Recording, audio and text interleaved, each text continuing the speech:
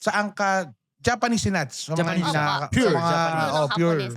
pure na Haponesa. Pero, nandito ako sa Pilipinas na ilang years na? Mga 5 to 6 years. Mas matagal ka, di ba? Mas matagal yata. Totoo? Baka hindi totoo. Guys, Sinungaling. Sinungaling na Haponesa. Sinungaling na Simula Haponesa. 2019. may nagtatago po ng visa dito. Hindi natin alam kung... Illegal. Di ba? TNT.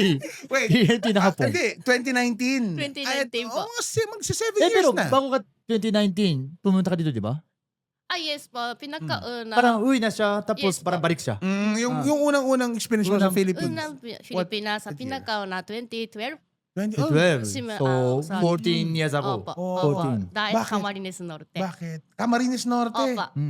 Anong ginawa mo dito? Nag-volunteer po. Volunteer staff. para sa agricultural. Gusto ko yun. Ano? Agricultural.